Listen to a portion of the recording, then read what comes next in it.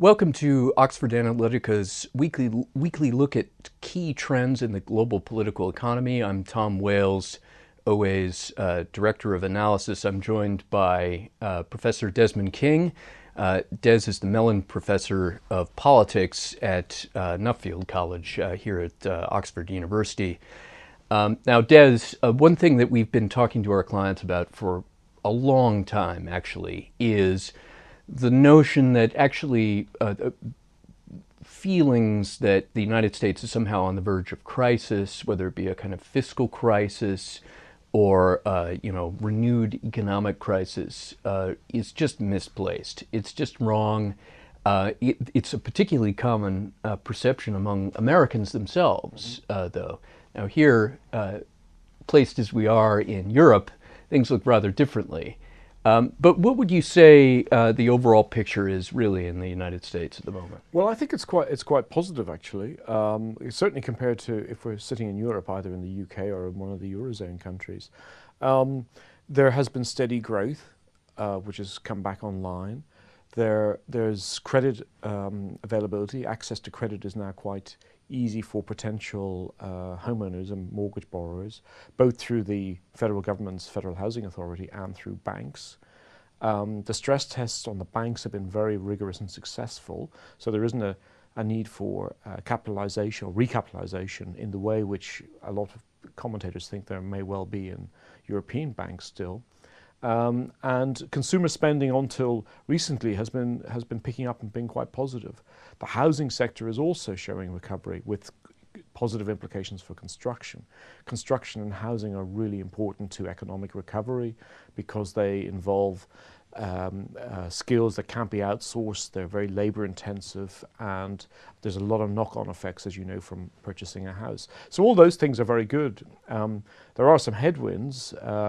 The automatic cuts that have come in from the federal government cuts the agreement. The failure really to agree on a budget other than one that reduces spending is definitely having an effect. A large number of federal employees are receiving less money and not getting overtime work. And unemployment beneficiaries in some states will be having a sort of 15–17% reduction in their weekly support. So all that is real money, which is not going to be going into the economy. So that may have a negative effect. And the one big negative, of course, the really big negative is unemployment, which has got a lot better and has, as a consequence of the Fed's QE policy, but is still historically high at this period after a recession began. Now, another thing that people often talk about when it comes to the U.S. is political polarization and how that makes effective governance virtually impossible.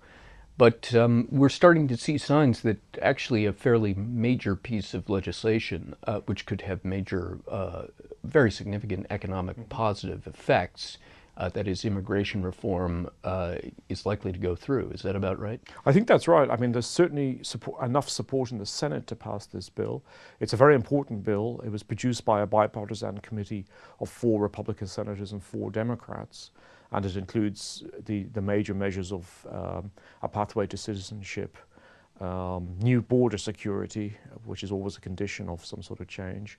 It also increases significantly the number of visas for skilled workers to come in from the IT, principally IT workers to come in from the outside, and for completing foreign PhDs to remain within the US. So the economic bubble from that, if that goes through, will be considerable, I think. It also signals, I think, as you're implying, a potential bipartisan. Bipartisan is probably too strong, but a certain easing of the polarization we've had between the parties. The other sign of that is in President Obama's budget, which he presented last week. He's offered some changes to really quite important Democratic Party stalwarts, notably how the change every year is indexed for Social Security payments and maybe some other entitlement programs. So that's him compromising slightly on the Democrat side, and I think on immigration we're getting progress which reflects changes on the Republican Party side. Oh, thanks very much. I mean, this theme, as we've emphasized to our clients really over the last 2 years, that is, the situation in the U.S. is really not that bad. Something that we've also talked about vis-a-vis the growth of the new energy economy in the Hmm. United States and the effect that that's had on unemployment and the potential benefits to industry from the availability of cheap energy inputs. But it's something that other bodies, notably the IMF, in its recent World Economic Outlook, have finally sort of acknowledged as well, and that is they've decided not to lump all of the developed world together Hmm. in their economic outlook anymore. They say basically that there's a three-speed economic outlook. Europe being basically in the slow lane, and Japan, although they're experimenting with new policy remedial measures there. The U.S. in sort of second gear, and then the developing world Hmm. in another category. Although we think that may be overly simplistic. Hmm. What do you see the relative U.S. strength? What's the relevance of relative U.S. strength to the global economy to as a whole, particularly Europe, which finds itself mired Yeah. in recession or very low economic growth? Well, I think it's hugely important, and I think that I would talk about very consistent, regular growth going on in the US, and that becomes a powerhouse for the world, for the global economy. Um, Proportionately, it's the largest economy. It really, if it's going to move forward positively, this will bring a lot of other things with it. It'll increase demand, it'll increase trade, it'll have positive effects.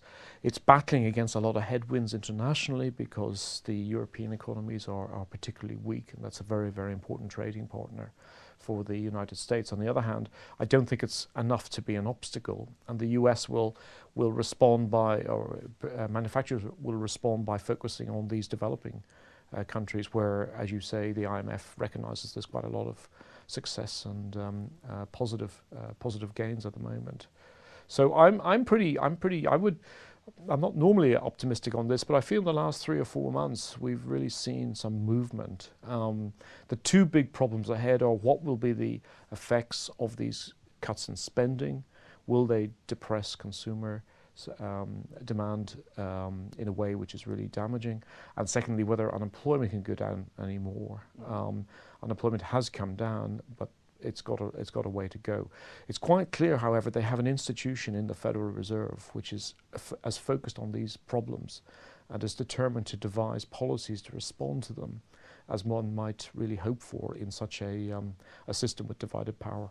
Okay. Well, thank you for joining our weekly conversation on the global political economy. Not so much gloom and doom, maybe a little bit of antidote to those kind of dreary spring days that we've had for, well, too long here. And we hope that you're not enjoying wherever you are. Thank you very much. We'll see you next week.